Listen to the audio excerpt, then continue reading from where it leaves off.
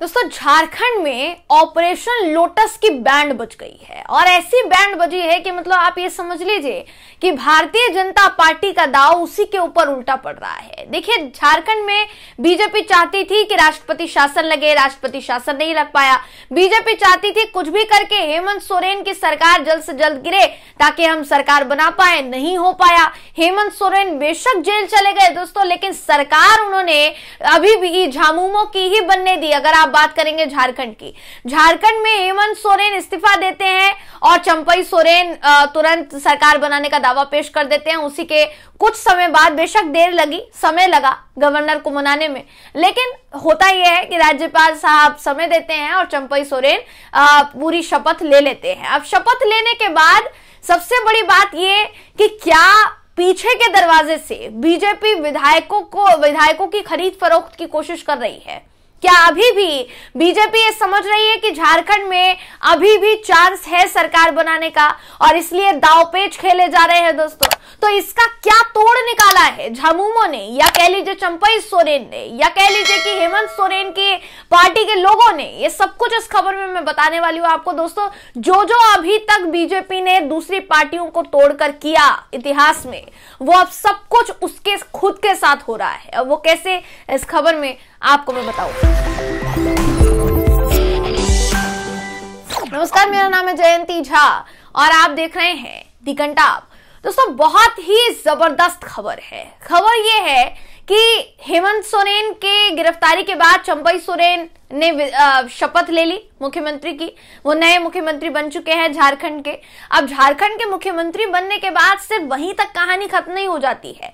राज्यपाल floor test भी करवाएंगे, वहां पर बहुमत साबित करना पड़ेगा चंपई सोरेन को। अभी फिलहाल की अगर बात करेंगे तो चंपई सोरेन के पास सरकार बनाने का दावा जो उन्होंने पेश किया उसमें बहुमत है और वो बहुमत जो है पूरा बहुमत है और उसमें सरकार बन सकती है। लेकिन जब तक राज्यपाल फ्लोर टेस्ट की बात कहेंगे या फ्लोर टेस्ट के लिए विधायकों को आने के लिए कहेंगे, उस बीच में कोई खेला हो सकता है। इस खेले का तोड़ निकाला है झामुमो ने, यानी झारखंड मुक्ति मोर्चा ने। और क्या किया है बीजेपी के साथ, इसको जरा समझिए। देखिए, अगर महाराष्ट्र का आप उदाहरण दें, महाराष्ट्र में क्या हुआ था दोस्तों? एकनाथ शिंदे ने ही अपनी पार्टी तोड़ दी और कहीं ना कहीं बीजेपी के साथ जाकर सरकार बना ली। बीजेपी ने क्या किया? एकनाथ शिंदे के तमाम विधायकों को सूरत में बिठाया, ऐसा आरोप लगा उसके ऊपर। अभी क्या हुआ है? उसी से सीखकर तमाम पार्टियां उसी का खेला उसी से खेल रही है दोस्तों। जो झामुमो है, झामुमो ने सभी के सभी विधायकों को, जितने भी विधायक हैं जिनके साथ भी सरकार बननी है, पहले तो एक आश्वस्त पत्र लिया है ताकि किसी तरीके की कोई दिक्कत ना हो, कोई बैकआउट ना करे।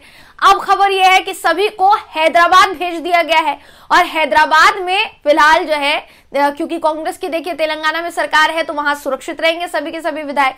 हॉर्स ट्रेडिंग नहीं हो पाएगी, यानी पीछे से खरीद फरोख्त नहीं हो पाएगी विधायकों की, अगर कोशिश की भी गई तो इसलिए उनको हैदराबाद भेज दिया गया है दोस्तों। जितने भी विधायक हैं वो तब तक हैदराबाद में रहेंगे जब तक उनको बहुमत साबित करने के लिए प्रस्ताव नहीं आता है, यानी चंपई सोरेन को बहुमत साबित करने के लिए गवर्नर द्वारा बुलावा नहीं भेजा जाता है। जब बुलावा भेजा जाएगा तो जितने भी विधायक हैं हैदराबाद से वापस आएंगे और सरकार बनाने का दावा पेश किया जाएगा। तो ऐसे में भारतीय जनता पार्टी को झारखंड में अपनी राजनीति बहुत मुश्किल पड़ी है, ऐसा कहा जा रहा है। मामला क्या है बताती हूँ आपको बिल्कुल डिटेल में।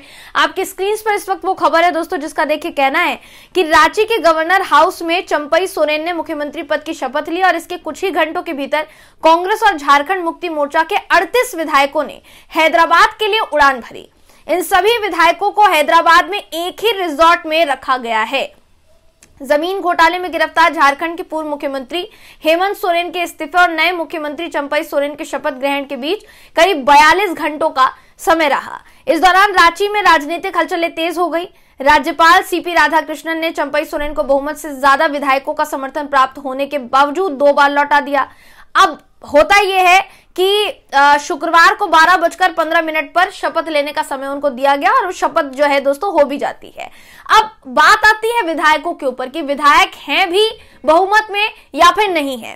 तो अगर बात की जाए झारखंड मुक्ति मोर्चा, कांग्रेस और राजद की, जिनके गठबंधन वाली सरकार अभी फिलहाल झारखंड में है और दोबारा सरकार बनाने का दावा पेश किया जाएगा, तो गठबंधन का दावा है कि उसके पास 47 विधायकों का समर्थन है, बहुमत से ज्यादा ये विधायक है। दोस्तों, देर रात गठबंधन ने एक वीडियो जारी किया जिसमें 43 विधायकों को मौजूद दिखाया गया। लोकतांत्रिक इतिहास में ऐसा पहली बार हुआ है जब किसी दल ने या किसी गठबंधन ने वीडियो जारी करके बताया है, गिनती करके बाकायदा बताया है कि देखिए हमारे पास इतने विधायक मौजूद हैं। ये पहली बार शायद हुआ होगा जब प्रस्ताव दिया जा रहा है कि देखिए इतने विधायक मौजूद है हमारे पास और इतने विधायकों के साथ हम सरकार बनाने में बिल्कुल सक्षम है। तो ये पहली दफा हो रहा है दोस्तों जब भारतीय जनता पार्टी के सामने कोई दल अपनी सरकार बनाने का दावा पेश कर रहा है, वो भी इस तरीके से। हालांकि जो भाजपा के साथ जाकर सरकार बनाते हैं उनको इतनी मशक्कत की जरूरत नहीं पड़ती। अब उदाहरण के लिए आप बिहार ले लीजिए और आप महाराष्ट्र ले लीजिए, बीजेपी के साथ गठबंधन वाली सरकार बननी थी, दावा पेश किया गया गवर्नर के सामने, कुछ ही समय में मुख्यमंत्री बनाने की, शपथ लेने की जो समय सीमा है वो बांध दी गई, तुरंत शपथ दिलवा दी गई। इस मामले में ऐसा नहीं हुआ, 2 दिन तक टाल मटोल के बाद शपथ होती है। अभी भी असमंजस की स्थिति इसलिए बनी हुई है कि कब क्या हो जाए किसी को नहीं पता दोस्तों। इसलिए झामुमो पूरी सख्ती बरत रही है और फूक फूक कर कदम रख रही है कि आगे जाकर कुछ भी ऐसा ना हो जिसकी वजह से झारखंड में सरकार गिर जाए या सरकार ना बन पाए। तो अगर अभी फिलहाल की अगर बात की जाए दोस्तों, 81 सीटें हैं झारखंड विधानसभा की, बहुमत के लिए 42 विधायकों की जरूरत है। गठबंधन ने 47 बताए हैं, जो वीडियो जारी किया गया था उसमें 43 की संख्या बताई गई। यानी आप समझ लीजिए बहुमत से 5-6 ज्यादा ही विधायक हैं झारखंड, जितने भी गठबंधन के दल हैं उन लोगों के पास, सबके मिलाकर अगर बात की जाए तो बहुमत से ज्यादा है। ऐसे में सरकार बनना बिल्कुल मुमकिन साबित हो सकता है। मगर फिर सवाल देखिए क्या उठता है, सवाल ये उठता है कि जब तक गवर्नर बुलाते नहीं है तब तक बीच में कहीं बीजेपी खेला तो नहीं कर रही है। हालांकि बीजेपी ने देखिए साफ सीधे तौर पर इनकार किया है इस बात से कि हम कोई खेला नहीं कर रहे हैं, हम किसी तरीके की कोई पीछे से कोई हमने बातचीत नहीं की है, शांत हैं हम और बिल्कुल शांत ही रहेंगे, हमने कुछ नहीं किया है, ऐसा बीजेपी का कहना है। लेकिन जो कांग्रेस है वो इस बात पर कहीं ना कहीं अंदेशा जता रही है कि हमें विश्वास नहीं है और पीठ पीछे कुछ भी हो सकता है, बहुमत लूटने का प्रयास हो रहा है, ये कांग्रेस ने देखिए कहा है। कांग्रेस इस डर को खुलकर जाहिर कर रही है कि झारखंड में कांग्रेस के अध्यक्ष राजेश ठाकुर, इन्होंने कहा कि हमारे पास स्पष्ट बहुमत है लेकिन हमें आशंका है कि हमारे बहुमत को लूटने का प्रयास हो रहा है। शपथ दिलाने में भी देरी हुई, बात साफ सुथरी करती है बीजेपी, लेकिन इनके मन में, इनके पेट में क्या है, ये पहले भी बहुमत को लूटते रहे हैं। मध्य प्रदेश, कर्नाटक, महाराष्ट्र में ऐसा कर चुके हैं। हमारा डर स्वाभाविक है, बीजेपी बहुमत को लूटने का हर संभव प्रयास कर सकती है। अब आप देखिए दोस्तों, इनका जो डर है ना वो स्वाभाविक है भी।